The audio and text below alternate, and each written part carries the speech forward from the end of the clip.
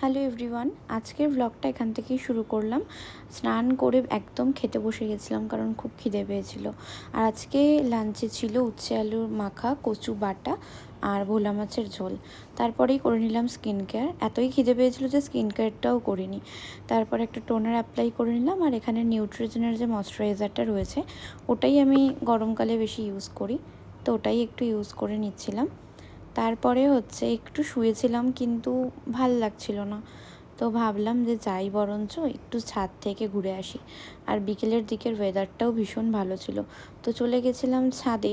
তারপরে ছাদে গিয়ে একটু তোমাদেরকে শেয়ার করলাম যে ওয়েদারটা কেমন। খুব সুন্দর লাগছিল বিকেলবেলা ছাদে হাঁটতে।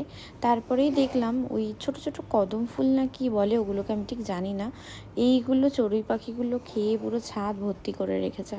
আর তার মধ্যেই দেখছি অল্প অল্প বৃষ্টি হতে শুরু করেছে, মানে রোদ্দুর একদিকে তার উপরেই বৃষ্টি হচ্ছে। তো অনেকক্ষণ ছাদে হাঁটাহাঁটি করার পর আমি ফাইনালি নিচে চলে এলাম। আর আজকে না মানে একটু পিৎজা খেতে ইচ্ছা করছিল, তো কতগুলো জিনিস একটু ব্লিঙ্কিট থেকে অর্ডার করে নিলাম। তারপরে এখানে স্টার্ট করলাম বানানো। আর আমি না বানিয়েছিলাম ভিডিওর, মানে আমি বানিয়েছিলাম পুরো ভিডিওটা, কিন্তু আমি পাচ্ছি না, ওটা কোথায় গেল আমি জানি না। তো আমার কাছে এইটুকু ভিডিওই ছিল, আমি হয়তো আবারও বানাবো, তখন তোমাদের সঙ্গে আমি শেয়ার করে দেবো। আর আজকে রাত্রিবেলা মা বানিয়েছিল সয়াবিনের বিরিয়ানি টাইপ অফ, বেশ ভালো খেতে হয়েছিল এটা।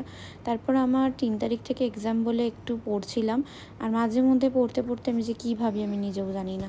তারপরে একটা চকলেট খেয়ে চলে গেলাম ঘুমোতে। বাই।